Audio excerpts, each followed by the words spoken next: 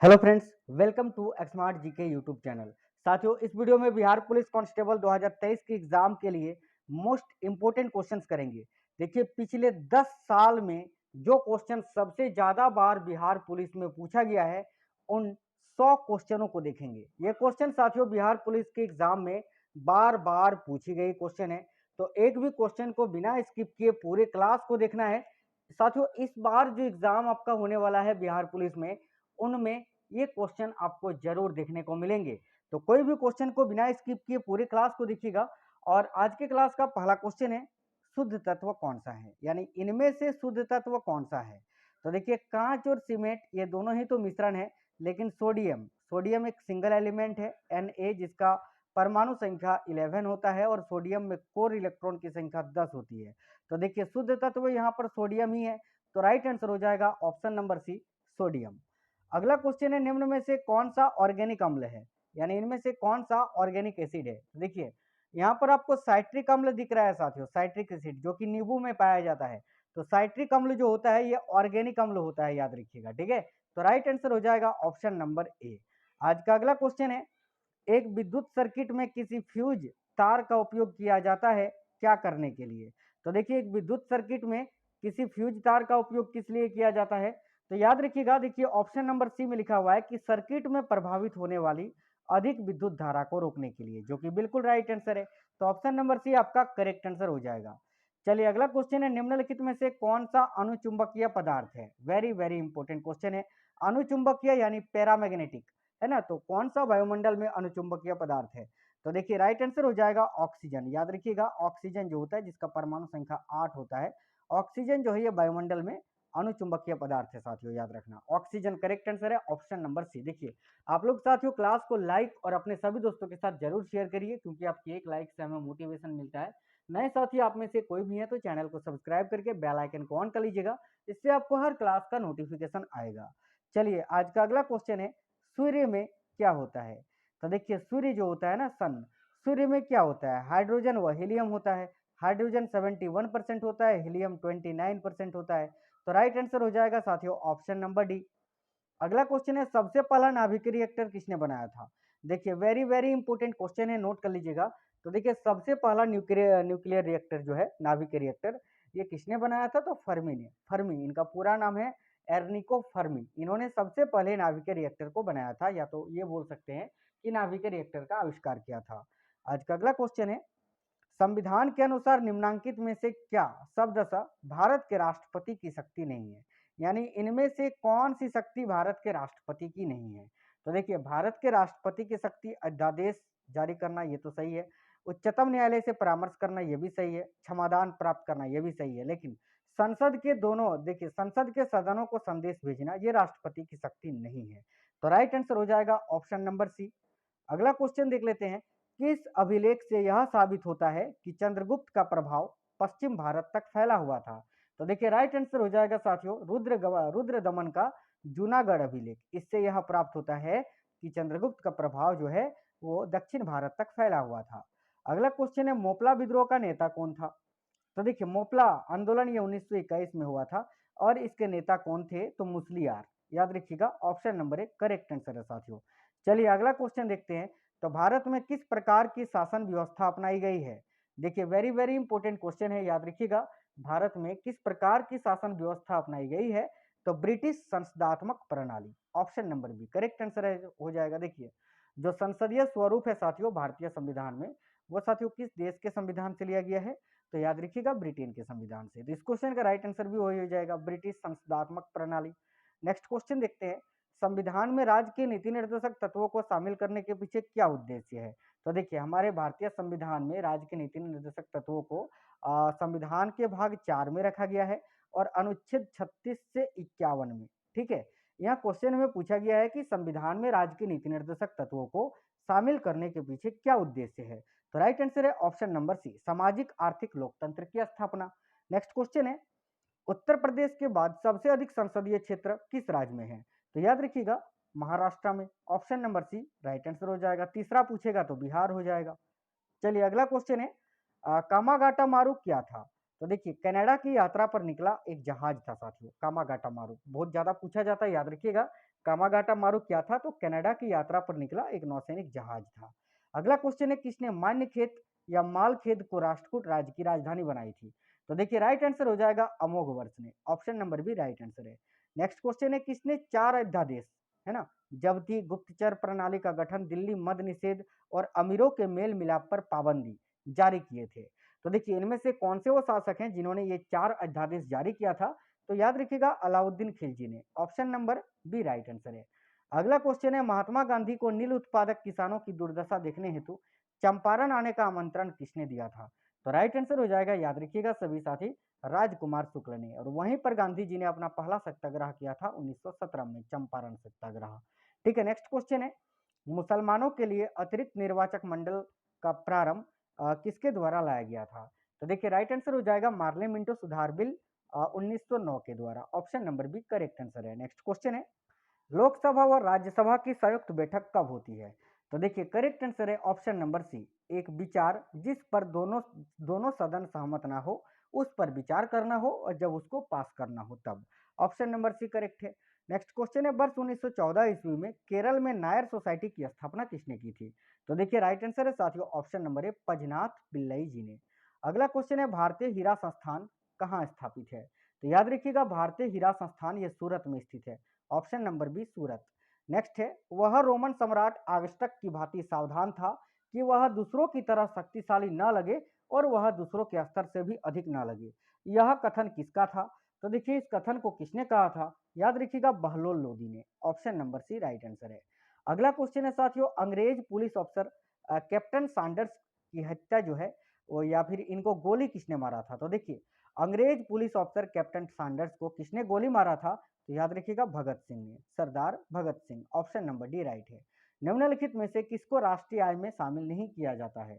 तो याद रखिएगा लॉटरी में जीते हुए पैसे को। Option number C right answer होगा। जो पैसे हम लॉटरी में जीतते हैं उसको राष्ट्रीय आय में शामिल नहीं किया जाता है। चलिएगा अगला क्वेश्चन देखते हैं, अविश्वास प्रस्ताव किस सदन में लाया जाता है? तो साथियों देखिए अविश्वास प्रस्ताव जो है ये लोकसभा में लाया जाता है। तो ऑप्शन नंबर ए राइट आंसर होगा। अगला क्वेश्चन है, निम्नलिखित में से किस कार्ड से बैंक को उच्च ऋण जोखिम है?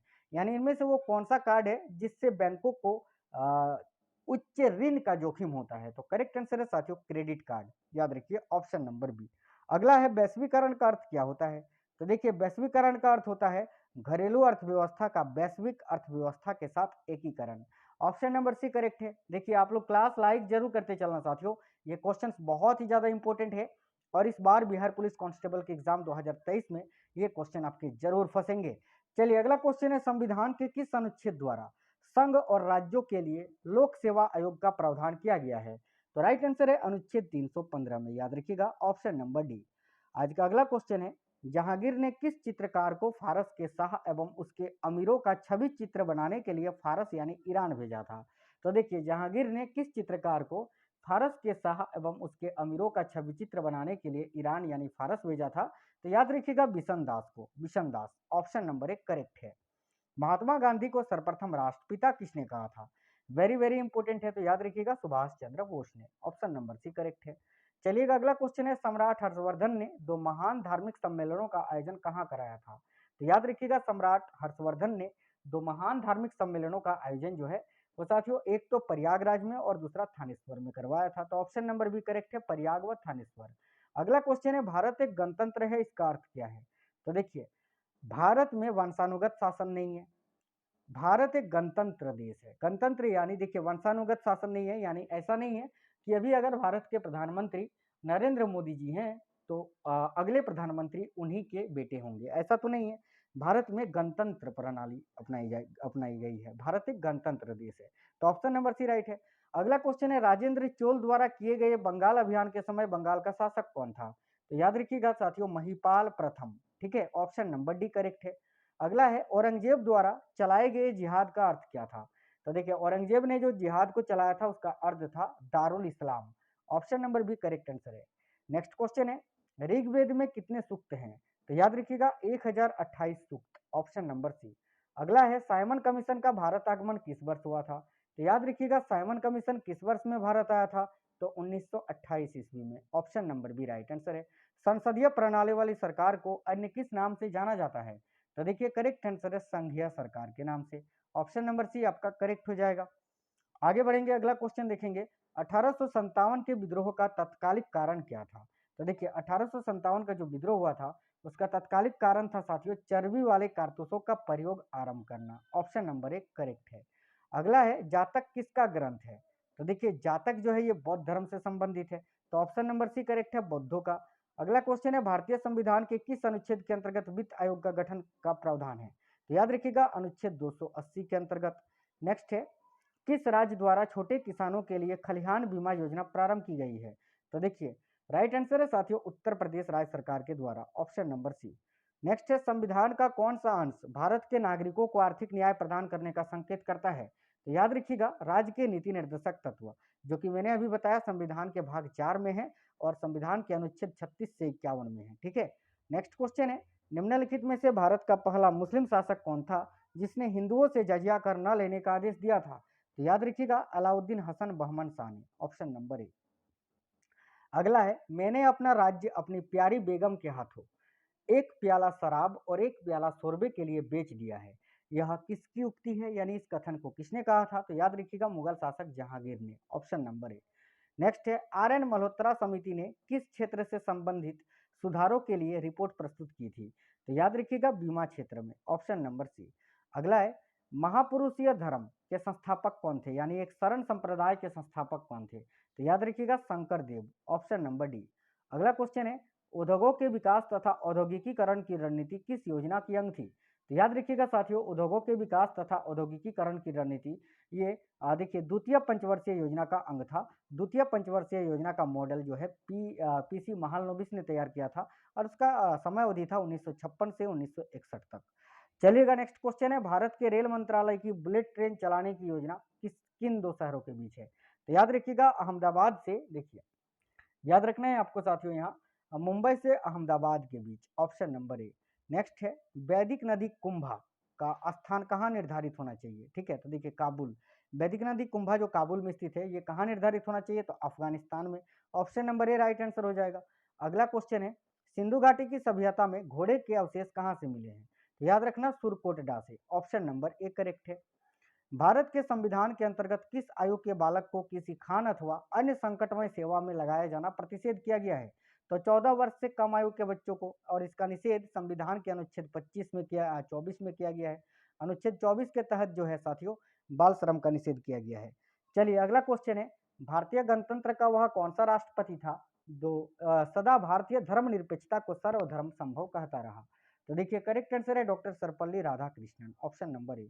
अगला क्वेश्चन है सिखों के अंतिम गुरु कौन थे? तो देखिए सिखों के अंतिम गुरु थे गुरु गोविंद सिंह जी, जो अंतिम व 10वें गुरु थे। ठीक है। अगला क्वेश्चन है निम्नलिखित में से कौन केंद्र शासित प्रदेश नहीं है?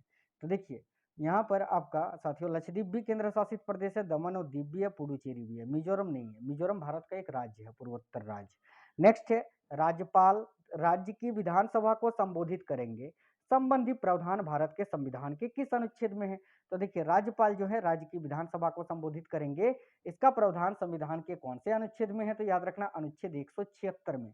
Option number B correct answer है साथियों। चलिएगा अगला क्वेश्चन देखते हैं निम्नलिखित में से कौन सा एक संघ शासित प्रदेश नहीं है? बताइए इनमें से कौन सा एक केंद्र शासित प्रदेश नहीं है? तो देखिए लक्षद्वीप भी केंद्र शासित प्रदेश है, अंडमान निकोबार द्वीप समूह भी है, पुडुचेरी भी है। अरुणाचल प्रदेश की राजधानी ईटानगर, अरुणाचल प्रदेश आपका केंद्र शासित प्रदेश नहीं है। तो ऑप्शन नंबर ए राइट आंसर हो जाएगा। अगला क्वेश्चन है किसने ग्रामीण जाटों को एक सैनिक शक्ति के रूप में संगठित किया था? तो याद रखिएगा चूड़ामन ने। चूड़ामन जिनको चूड़ामणि के नाम से भी जानते थे। अगला है कवि बाण भट्ट ये कहाँ का निवासी था?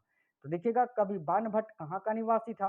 साथियों थानेश्वर का। Option number B correct answer है। नेक्स्ट है एग मार्क क्या है? तो देखिए एग मार्क खाद्य वस्तुओं के लिए गुणवत्ता आश्वासन मुहर होता है।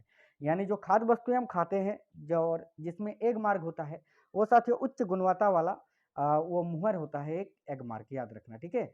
अगला है भारत में टीन का अग्रणी उत्पादक राज्य कौन सा है? यानी भारत में टीन का सबसे अधिक उत्पादन किस राज्य में होता है? तो याद रखिएगा झारखंड में। Option number C. नेक्स्ट है स्वतंत्र भारत का अंतिम गवर्नर जनरल कौन था? तो देखिएगा स्वतंत्र भारत का अंतिम गवर्नर जनरल कौन था? तो याद रखिएगा सभी साथी बहुत ही इंपॉर्टेंट क्वेश्चन है। ठीक है। तो C Rajagopalachari. Option number A. स्वतंत्र भारत का अंतिम पूछे सिराज गोपालाचारी। नेक्स्ट क्वेश्चन है, वर्ष 1857 के विद्रोह के नेता या वर्ष 1857 के विद्रोह के निम्न नेताओं में से किसने सबसे पहले अपना बलिदान दिया था? तो याद रखिएगा मंगल पांडे ने। Option number D right answer है। अगला क्वेश्चन है, शिवाजी ने मुगलों को किस संधि के द्वारा किलों को हस्तांतरित किया था? तो पुरंदर की संधि के तहत, जो कि 1665 ईस्वी में हुआ था। अगला क्वेश्चन है, नेक्स्ट क्वेश्चन है, शिवाजी के राजनीतिक गुरु एवं संरक्षक कौन थे? तो देखिए राइट आंसर हो जाएगा साथियों Dadaji Konddev. Option number C right answer है। अगला क्वेश्चन है, भारत को एक संविधान देने का प्रस्ताव संविधान सभा द्वारा कब पारित किया गया था? तो याद रखिएगा 22 जनवरी 1947 को। Option number B. अगला क्वेश्चन है, भारत में नोट जारी करने की कौन सी प्रणाली अपनाई जाती है? तो देखिएगा साथियों, भारत में नोट जारी करने की कौन सी प्रणाली अपनाई जाती है? तो याद रखिएगा न्यूनतम आरक्षित प्रणाली। Option number B. नेक्स्ट है, मालती माधव के लेखक कौन थे? तो याद रखिएगा मालती माधव को किसने लिखा था? तो भवभूति ने। ऑप्शन नंबर बी करेक्ट है। नेक्स्ट है, यदि सूरत में बनी वस्तुएं मुंबई या दिल्ली में बेची जाए तो यह किस प्रकार का व्यापार होगा? तो देखिए सूरत में बन रही है, मुंबई में बेची जा रही है, तो प्रादेशिक व्यापार कहलाएगा। वही अगर सूरत में बनता और अमेरिका में बिकता या ब्रिटेन में बिकता तो यह अंतर्राष्ट्रीय व्यापार कहलाता। तो इस क्वेश्चन का राइट आंसर हो जाएगा ऑप्शन नंबर ए। संविधान के अनुच्छेद द्वारा संसद की संयुक्त बैठक का प्रावधान किया गया है? तो देखिए संविधान के किस अनुच्छेद के द्वारा संसद की संयुक्त बैठक का प्रावधान किया गया है? तो याद रखिएगा अनुच्छेद 108 के तहत। ऑप्शन नंबर बी करेक्ट है। नेक्स्ट क्वेश्चन है, राजस्थान में खनिज तेल के विशाल भंडार कहाँ पाए गए हैं? तो याद रखिएगा साथियों बाड़मेर में। Option number B Barmer correct answer है। अगला है, निम्नलिखित यूरोपीय शक्तियों में से किसने शिवाजी को तोपें प्रदान की थी? तो याद रखिएगा करेक्ट आंसर हो जाएगा, यहाँ आपको याद रखना है साथियों अंग्रेजों ने। Option number C. नेक्स्ट है, भारतीय लघु उद्योग विकास बैंक का मुख्यालय कहाँ स्थित है? तो करेक्ट आंसर है लखनऊ में।